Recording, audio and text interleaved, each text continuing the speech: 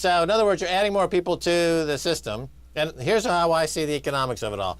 You're adding more supply to the system, which could buttress your case for interest rates to go down. But we'll see how that develops. So let's get back to the main business, strategy of BIT. So it's blockchain meets central banking and regulatory framework. You've got to be on top of this. And so what is your goal? Like, how would you like to see that evolve? Well, educate is the first thing, because right now there's still this fear. There's this fear because of a lack of understanding. When it comes down to, let's just use crypto as an example. And you have some of the foremost minds in the Caribbean that will ask me, and they say, but what's it backed by? And I'm just using crypto, but before we get to the stablecoin, what is it backed by?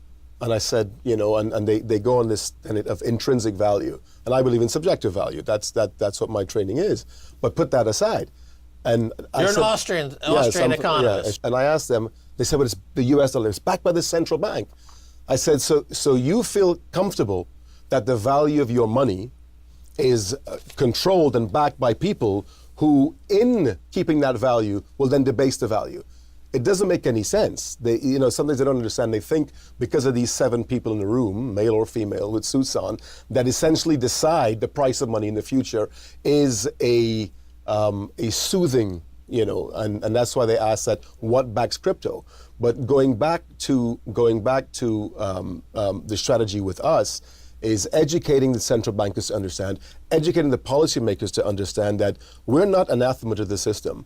What we will do is complement the system. What it's going to do, this is going to be a gateway. This is going to be a gateway to ease into the ever-evolving dynamic world of digital currencies. And it kind of, as a friend of ours would say, plows the road and makes it easier so that central banks become a little bit more pliant into understanding. And it's not quite this systemic shock of going away from government-issued fiat money into this, as they said on, I think it was South Park, space cash. So that education I think is what's important. I think that they're coming around, but it's just taking a little bit of time. And when some of the big hitters of the world, some of the older legacy guys come across and say things that are disparaging.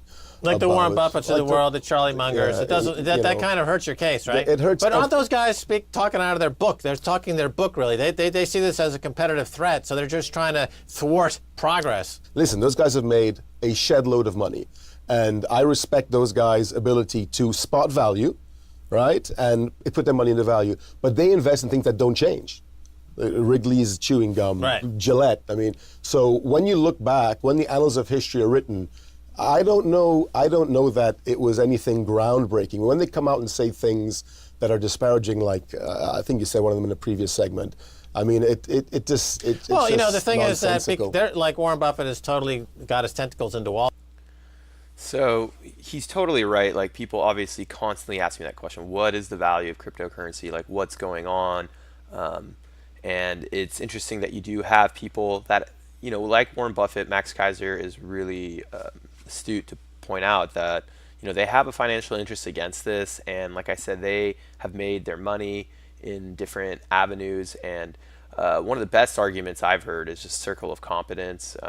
Warren Buffett has a great circle of competence when it comes to certain things, but technology has been something that's been struggling.